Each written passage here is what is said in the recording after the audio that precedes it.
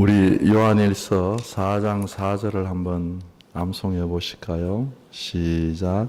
자녀들아 너희는 하나님께 속하였고 또 그들을 이겼나니 너희는 너희 안에 계신 이가 세상에 있는 이보다 크심이라. 아멘. 꼭 좀 암송을 하십시다. 저는 오늘 비난 속에서도 사도 바울이 붙잡고 있는 빛나는 자랑, 이런 주제로 말씀을 드리려고 합니다. 오늘 본문 9장 15절에 보면 바울이 죽을지언정 이렇게 얘기합니다. 이 감정이 얼마나 격한지 알 수가 있죠. 제가 성제 순례를 하면서 모세가 율법을 받았다고 하는 시내산을 올라가 본 적이 있습니다. 낮에는 너무 더워서 못 올라가고, 두 번째는 아침 일찍 밤중에 올라가야지 해 뜨는 걸 보기 위해서 밤에 올라가거든요. 그래서 밤에 이제 걸어서 올라가기도 하고 낙타를 타고 올라가기도 했는데, 올라가면서 쭉 올라가는데요. 와, 깜짝 놀랐어요. 세계 곳곳에서 모여온 사람들이 밤에 랜턴을 켜고 쭉 올라오는데, 위에서 밑을 내려다 보니까요, 장관이에요. 그 깜깜한 밤에 정상에 올라가서 해 뜨는 걸 지켜보면서 깜깜한데 하늘을 쳐다보는데요, 중동 하늘의 별빛, 와, 정말 장관이에요. 그 별빛이 눈 안에 그냥 가득 차서 지금도 제 내리에 새겨져 있습니다. 바울은 아마 그런 깜깜한 밤에, 그 칠흑 같은 밤에 하늘의 별처럼 빛나는 자기의 자랑을 붙잡고 그 죽을지언정 소리치는 감정의 골짜기를 건너갑니다. 바울만 그런 것 아니에요. 민수기 11장 5절에 보면 11장 15절입니다. 모세도 백성들이 막 원망하면서 고기 달라고 하니까 하나님 나를 즉시 죽여서, 야, 대단하죠? 모세 같은 사람도 하나님 나를 즉시 죽여가지고 이 고난을 보지 않게 인도해 주십시오. 그러니까 백성들의 그 원망을 들으면서 모세의 마음이 어떤지 짐작이 되죠. 모세만 그런 것 아니에요. 예수님도 마가복음 14장 34절에서 겟세마네 동산에서 기도하시다가 물러져 나오셔서 제자들에게, 얘들아 내 마음이 심히 고민되어 죽게 되었으니 너희들 여기 머물러 나를 위해서 기도해다오 그랬습니다. 여러분들은 살아가면서 어떠세요? 나 죽고 싶어요. 이런 마음 가져보신 감정의 골짜기 상황 없으십니까? 바울도 오늘 본문을 읽어보면 고린도 교인들에게 피난을 받으면서 마음에 죽고 싶다. 자존심은 다 깨어지고 문제는 당했는데 해결할 길은 없고, 앞으로 이 문제를 당해서 나가다 보면 결국 멸망해서 죽을 것 같은 두려움 속에서 죽고 싶다. 죽을지언정. 아마 나와 여러분들도 살아가면서 이런, 나 죽고 싶어, 이런 감정의 골짜기 건너본 경험도 있고 건너실 분도 있고 또 건너야 될 때를 만나게 될 겁니다. 오늘 바울과 함께 이 어려움의 골짜기를 바울이 어떻게 건너갔는가, 오늘 말씀을 묵상하면서 하나님의 인도하시는 길을 발견하기를 간절한 마음으로 축원합니다.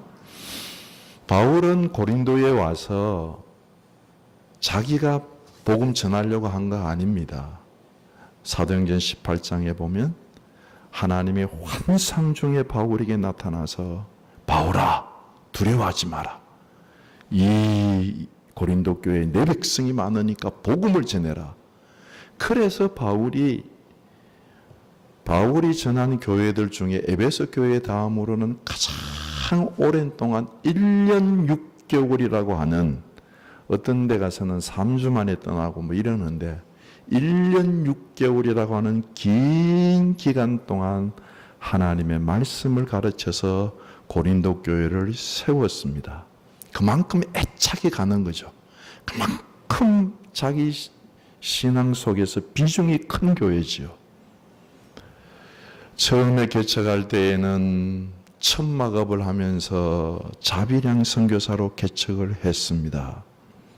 그런데 바울을 이렇게 개척한 자비량 선교사인 바울을 향하여서 고린도 교회의 비난은 9장 1절부터 시작되는데 1절부터 14절까지 두 가지 비난입니다.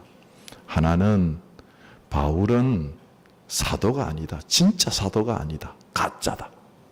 9장 1절에서 2절입니다. 이 말을 우리가 지금 예배드린 우리에게 확 마음에 와서 닿게 이야기한다고 한다면 이렇게 얘기할 수가 있을 겁니다.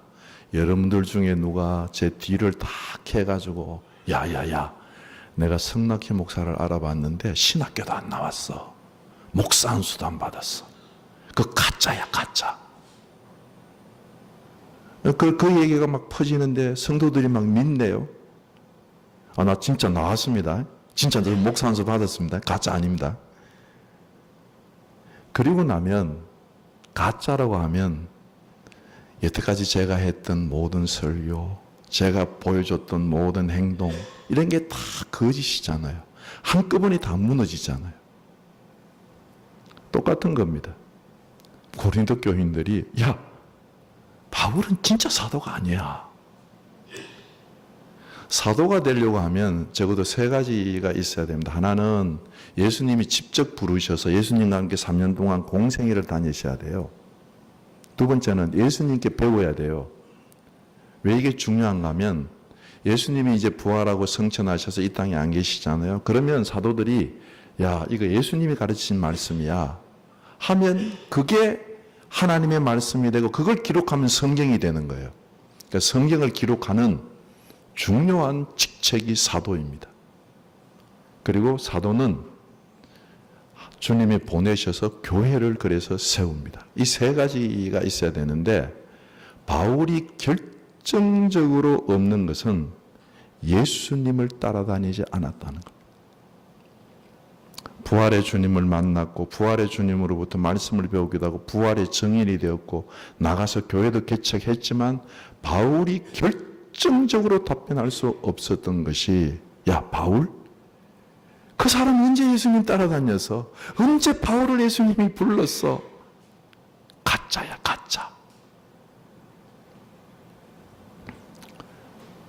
이게 한두 사람의 얘기가 아니고 바울파, 베드로파, 아볼로파, 그리스도파 막 다툼 속에서 이런 얘기를 하니까 반대파 편에서 그걸 억지로라도 믿죠. 그러니까 바울이 자기가 정말 심려를 기울여서 양육했던 그 아들과 같은 교우들이 자기를 배신하고 가짜라고 얘기했을 때 그 마음속에 일어나는 배신감, 자기가 1년 6개월 동안 참 하나님 앞에서 그들을 양육하고 그들을 구원시키고 했던 그 모든 것들이 일시에 우르르 무너지는 거예요.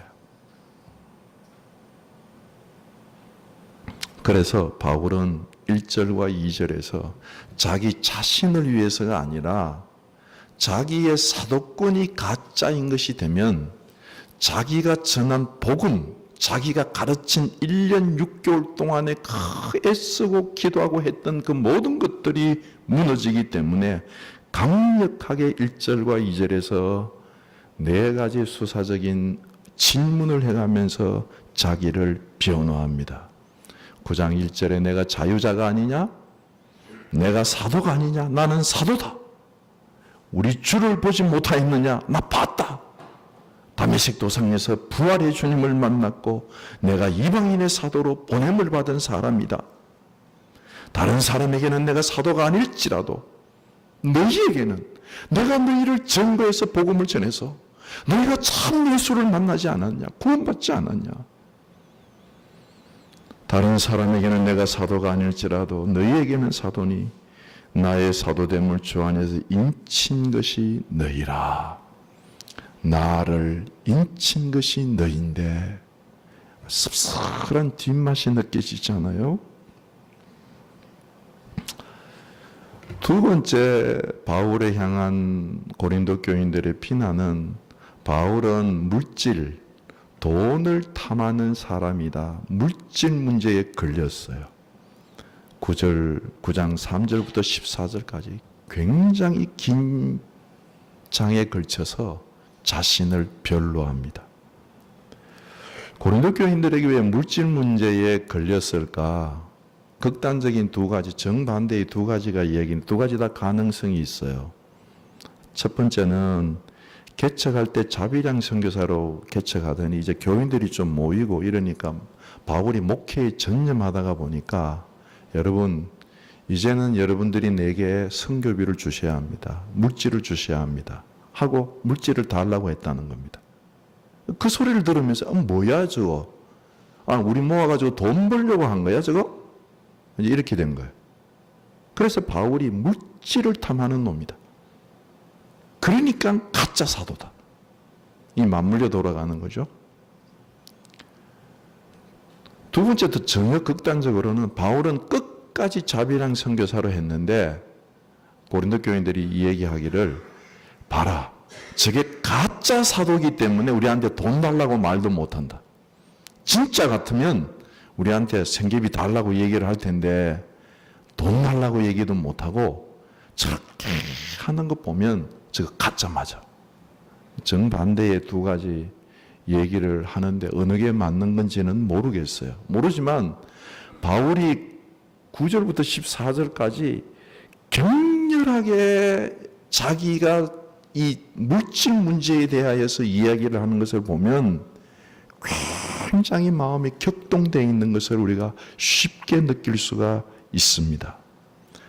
목회자와 성도 사이에 이 물질 문제로 인해서 말이 오고 가는 것, 이거 굉장히 괴로운 일이죠. 듣는 사람도 괴롭고 하는 사람도 괴롭고. 그래서 3절부터 바울이 변명하기를 시작을 합니다. 3절에 나를 비판하는 자들에게 내가 변명한다. 나를 변명한다. 물질 문제에 대해서 변명을 하는데 첫 번째는 세상의 예를 통해서 변명을 합니다. 야, 군대 가면 군대에서 다 생활비 받지 않냐? 야, 양을 치면 그 양젖을 먹지 않느냐? 야, 포도나무를 심으면 포도 그 농부가 포도나무 따먹는 거 당연한 것 아니냐? 세상의 예를 보더라도 자기가 한 일에서 자기의 그 생활비를 받는 거, 그거 당연하지 않냐? 두 번째는 율법에서도 이걸 말을 하고 있다 하고 8절부터 율법에 대해서 얘기를 합니다. 율법에서도 보면 신명기 25장 4절에 소가 이렇게 추수할 때 일할 때 소에게 망씌우지 마라. 그래서 소가 일하면서 곡식을 마음껏 배부르게 뜯어 먹으면서 일하도록 해라. 그런데 그게 어떻게 소를 위해서 하는 말이겠느냐? 그게 복음을 전하는 사람들을 위해서 마음껏 복음으로 먹고 살도록 했던 일이 아니냐 하면서 율법으로 자기가 물질을 달라고 하는 것, 그게 탐하는 게 아니라고 이야기를 합니다. 그리고 세 번째는 구체적으로 예수님도 그렇게 얘기를 했다고 말씀을 하십니다. 9장 13절부터 14절에 보면 제단에서 일하는 사람은 제단으로부터 나는 것을 먹고 성전에서 일하는 사람은 성전에서 나는 것을 먹는데 14절 이와 같이 복음을 전하는 자들은 복음으로 말미암아 살리라. 주님이 그렇게 말씀하시지 않았느냐? 이건 누가복음 10장 7절이나 마태복음 10장 10절에 보면 일꾼이 그 싹을 받는 것이 마땅하다 하고 주님이 말씀을 하셨어요. 여러분, 이렇게 길게 물질 문제에 대해서 세상 걸 가지고 율법을 가지고 예수님의 말씀을 가지고 와서 자기를 변호하는 것은 그만큼 바울의 마음이 지금 격동되어 있다는 이야기입니다. 느껴지세요? 매우 격동되어서 그가 얘기하다가 15절에 보면 내가 죽을지언정 죽고 싶다는 거예요. 이런 오해를 받으면서 내가 너희를 위해서 그렇게 애를 써서 목회했는데 이게 뭐냐? 이런 심정이죠. 이런 격동되는 감정 속에서 9장 15절부터 18절까지 바울은 그 격동됨을 넘어가는 그 깜깜한 밤하늘의 별빛처럼 빛나는 자랑을 붙잡고 있는 것을 볼 수가 있습니다. 그래서 바울의 자랑에 대해서 간결하게 말씀을 드립니다. 빌립보서 3장 5절에서 8절까지 보면 바울은 세상 자랑이 정말 대단한 사람이었습니다. 그는 대단한 가문의 대단한 명문가의 사람이라는 것을 얘기합니다. 그는 대단한 교육을 받은 바리새인 가말리엘의 문화의 생도인 것을 교육을 많이 받은 걸 얘기를 합니다. 그는 돈으로 따지면 그것을 가지고 엄청나게 잘 살 수 있는 사람인 것을 얘기를 합니다.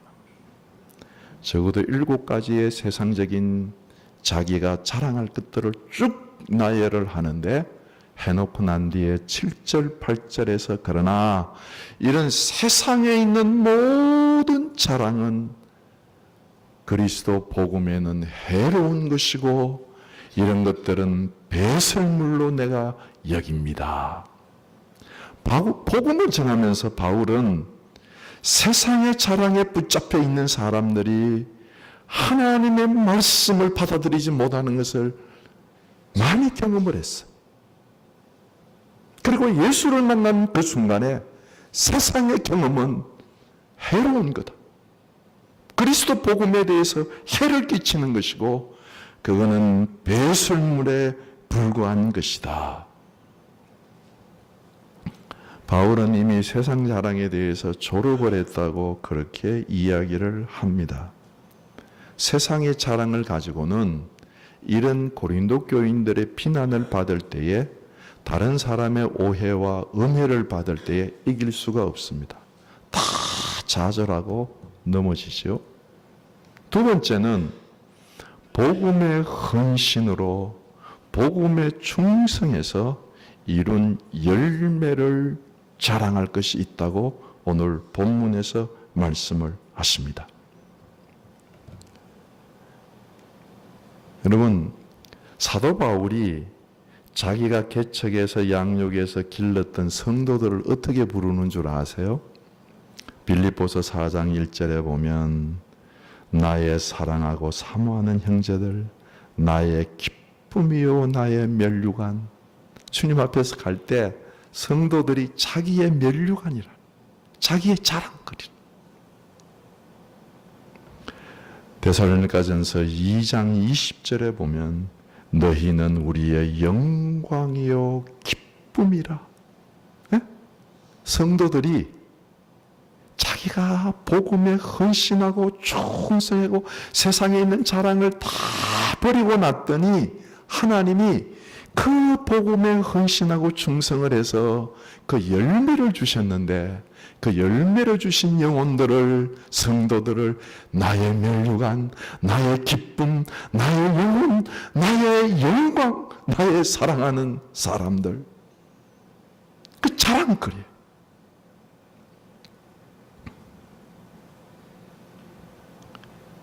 세상의 자랑을 해로 여기고 배설물을 여긴 그 사도 바울이 복음에 헌신하고 충성했을 때 가는 곳마다 교회가 세워지고 가는 곳마다 하나님의 나라가 확장이 되고 가는 곳마다 성도들이 생기고 가는 곳마다 하나님의 역사와 기적과 표적이 일어나서 교회들이 든든히 서가는 은혜를 경험했습니다. 여러분, 사람은 자기가 하는 일이 잘 이루어질 때 마음속에 자랑이 생기고 자부심이 생기는 것입니다. 기쁨이 생기는 것. 그런데 그렇게 자기의 자랑이요 기쁨이요 자기의 영광인 고린도 교인들이 바울을 오해하고 저거 가짜야, 가짜. 저거 물질을 탐하는 놈이야. 물질 때문에 우리를 불러 모아 교회를 만들고 목회를 하는 놈이야. 비난할 때 자기의 그 모든 자랑거리가 산산조각이 나는 것입니다.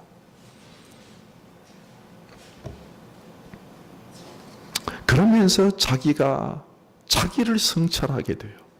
내가 어떻게 복음을 전했나? 내가 어떻게 복음을 전했나? 바울의 고린도 교인들의 그 비판과 비난과 모함을 받으면서 9장 16절 가만히 생각하면서 자기가 복음을 전했던 이 얘기를 이야기합니다. 9장 16절 내가 복음을 전할지라도 자랑할 것이 없으면 그래, 내가 복음을 전해서 교회를 세우고 성도들을 만들고 내가 영혼을 구원하고 하나님의 나라를 드러내고 기적과 표적을 이룬 것, 그건 내가 자랑할 게 아무것도 아니구나. 그 자랑거리가 다 깨어졌어. 내가 자랑할 게 아무것도 없어. 이건 복음 전하는 일은 내가 부득불할 일이다. 9장 16절에서 내가 복음 전하는 것, 복음의 열매를 맺은 것, 그게 자랑할 게 아무것도 없고 이 복음 전하는 것은 내가 부득불 주의 손이 우리를 강권하시도다 그렇게 말하는 것처럼 하나님의 손이 나를 잡아서 강권해서 복음을 전했다. 아니, 더 나아가서 만일 내가 복음을 전하지 아니하면 내가 화가 있을 것이로다. 하나님이 나를 다메섹 도상에서 부르셔서 내게 복음 전하라고 말씀하셨는데 내가 이 복음을 전하지 않으면 화를 당할까 봐, 매를 맞을까 봐 전했다. 부득불 내가 복음을 전하고 싶지 않을 때도 있었고 복음에서 내가 뒤로 돌아가 서고 싶은 때도 있었고 복음 전하는 일을 포기하고 싶고 게으르고 싶고 내가 정말 나약해질 때가 있었지만 부득불 하나님의 손이 나를 강권해서 부득불 어쩔 수 없이 17절에서는 내가 사명을 받았노라. 그거예요. 부득불 사명 때문에 어쩔 수 없이. 더 극단적으로는 내가 매를 맞을까 봐. 내가 복음 전하지 않으면 하나님이 나한테 화를 주시고 매를 맞을까 봐. 어쩔 수 없이 하나님께 떠밀려서 복음을 전했기 때문에 내가 복음 전해서 맺어진 그 열매 그런 것들이 자랑거리가 아니구나. 내가 자랑할 것이 없다. 내가 열매 맺은 것 가만히 보니까 내 권능, 내 능력으로 된 게 아니라 나를 부득불 복음 전하게 하신 하나님의 은혜로 하나님이 하신 역사이지 내가 한 게 아니다. 자랑하게 하시는 이는 하나님뿐이시다. 이미 바울은 고백했습니다. 우리는 물주고 우리는 가꾸는 사람에 불과하고 자라나게 하시고 열매 맺게 하시는 것은 하나님의 은혜로다. 그래서 그가 복음에 헌신하고 충성으로 이런 열매를 자랑하다가 고린도 교인의 그 비난을 받으면서 그것까지 다 깨어진 거예요. 이건 내가 부득불한 거고 매맞을까 봐 한 거고 열매 맺은 건 정말 하나님이 하신 일이다.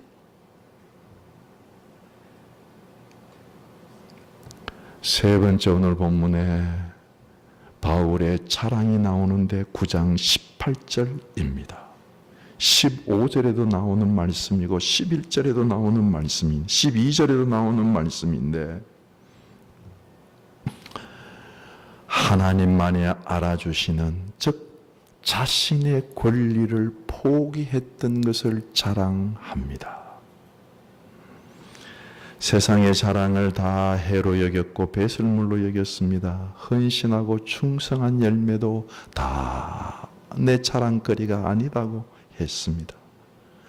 바울이 붙잡고 있는 자랑거리는 12절에 보면 내게 주신 권리를 다 쓰지 않는 것이고 15절에 보면 내가 이것을 하나도 쓰지 않았고 그리고 18절에 보면 그런즉 내 상, 내 자랑 그게 뭐냐? 그것은 내가 복음을 전할 때에 값없이 전하고 복음을 전할 때 값없이 전하고 복음으로 말미암아 내게 있는 권리를 다 쓰지 아니하는 이것이로다. 복음을 전하면서 아무런 대가를 바라지 않았다는 겁니다. 교회를 세우고 충성하면서 아무런 보상을 바라지 않고 자기 권리를 쓰지 않고 자기 권리를 포기한 것, 희생한 것, 아무도 알아주지 않지만 주님이 알아서 상을 주실 것, 그것이 자기의 자랑이라고, 그것이 자기의 상이라고 말씀하고 계시는 것입니다. 아무도 바울의 예수님을 알아주지 않았습니다. 자기가 그렇게 심려를 기울여서 키웠던 자기의 영광인 성도들도 바울의 마음에게 박수를 치지 않고 비난했습니다. 희생했고 권리를 포기했고 복음을 전했던 것 몰랐습니다. 그런데 여러분 아시는 분이 계신다는 겁니다. 아시는 분이 계십니다. 인정해 주시는 분이 계십니다. 누구십니까? 하나님. 하나님. 내게 상을 주신 하나님은 내가 권리를 포기하고 내가 주님을 위해서 희생한 것 하나님은 알아주신다. 하나님을 인정해 주시는 그것이 바울의 자랑거리입니다. 하나님, 제가 하나님의 교회를 위하여서 저의 권리를 포기한 것을 아시죠. 하나님, 제가 아무도 몰라도 하나님 앞에 눈물을 흘리며 성도들을 위해서 기도한 것 아시죠. 주님이 알아주시는 것, 주님이 인정해 주시는 것, 이것이 바울의 자랑거리요 상입니다. 여러분 다 아시죠? 선한 일을 하고 착한 일을 하고 그러고 나면 우리가 사람에게 칭찬을 받고 박수를 받고 싶은 마음이 있잖아요. 다 있습니다. 그건 당연한 거예요. 그런데 선한 일을 하고 착한 일을 하고 난 뒤에 사람들에게 칭찬을 받으면 하나님께 받을 상이 있습니까? 없습니까? 모르세요?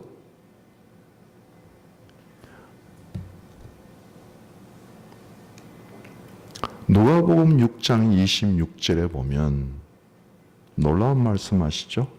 모든 사람이 너희를 칭찬하면 화가 있도다 말씀하세요. 사람들에게 칭찬받는 것을 화가 있다. 주님이 하신 말씀입니다. 마가복음 6장 5절 이하에 쭉 읽어보면 구제할 때, 기도할 때 막 사람 앞에 나가가지고 구제하고 사람들 앞에서 막 소리내서 기도해가지고 사람들이 와, 저 사람 대단하다. 기도하는 것 봐. 얼마나 열심히 기도하나. 기도 많이 하네. 와, 저 구제하는 것 봐. 그러면서 사람의 칭찬을 받으면 어떻게 된다고요? 이미 끝났다. 계산 끝났다. 자기 상을 다 받아서 끝났다. 하나님께 받을 상이 없다. 아시죠? 여러분, 바울은 하나님 앞에서 하나님이 보시고 인정해 주는 자부심, 자랑을 붙잡고 있는데 이건 고린도 교인들이 비난해서 깰 수가 없는 겁니다. 왜요? 하나님이 인정해 주시는 거기 때문에. 목회자로서 여러분들을 위해서 제가 중보기도를 합니다. 저도 몰라요. 제가 중보기도하는 게 여러분들한테 어떻게 이루어지는지. 여러분들은 더 모르실 거예요. 그러나 저는 압니다. 저는 믿습니다. 하나님께서 인정하시고 하나님이 역사하신다. 여러분, 자녀를 키워도요, 자식이 크면 부모 공격하는 자식이 요즘 별로 없습니다. 다 자에 대해서 공격하지, 원망하지. 매 부모가 이러면서 이러지. 그럴 때 부모 마음이 어떻겠어요? 산산조각 나잖아요. 그럴 때 내가 너 부모이기 때문에 권리 포기한 것, 내가 너를 희생한 것, 그거 속으로 눈물로 감추잖아요. 바울이 그런 심정. 하나님만 알아주시는 권리를 포기한 것, 이게 내 자랑거리다.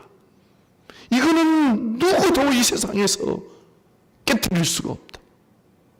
그게 있었던 거예요. 여러분, 칭찬과 자랑의 관계성에 대해서 조금 더 말씀을 드리고 말씀을 맺으려고 합니다. 이 말씀은 어떤 목사님이 셀레그만이라고 하는 심리학자의 말을 인용하는 걸 들어서 설교하시는데 제가 듣다가 되게 감동이 됐어요. 그래서 제가 전해드리는 말씀입니다. 자랑과 칭찬은 사람이 살아갈 때에 꼭 있어야 되는 것입니다. 꼭 있어야 돼요. 칭찬은 외부에서 오는 거예요. 자랑은 내부에서 우러러나는 겁니다. 칭찬은 다른 사람이 나를 높여주고 나한테 좋은 소리를 내주고 나한테 박수를 쳐주는 거예요. 자랑은 자기가 자기를 향하여 생각해 볼 때 잘했다. 잘했다. 너 참 바르다. 그래. 너 참 잘했어. 자기가 자기를 칭찬하는 거예요.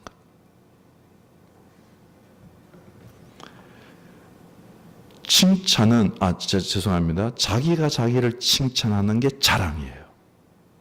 칭찬은 외부에서 나를 세워주는 것이라고 한다면 자랑은 내부에서 나를 세워주는 안정감이에요. 사람이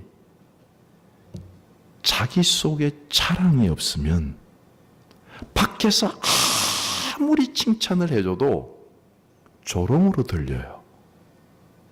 칭찬해 주는데 받아들이지 못하는 거예요. 왜요? 자기 속에 비난이 있으니까.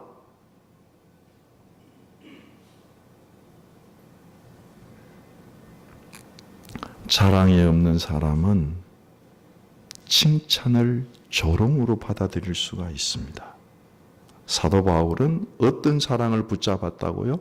세상 자랑 붙잡는 거 아닙니다. 자기가 열심히 일을 해가지고 열매 맺은 것 붙잡은 거 아닙니다. 어떤 거 붙잡았다고요? 아무도 모르지만 하나님이 인정해 주시는 자랑. 그게 자기 안에 있는 것입니다. 이게 있어야 돼요. 사도 바울은 그게 있었기 때문에 그 비난과 그 어려움 속에서 그 길을 지나갈 수가 있었던 것입니다.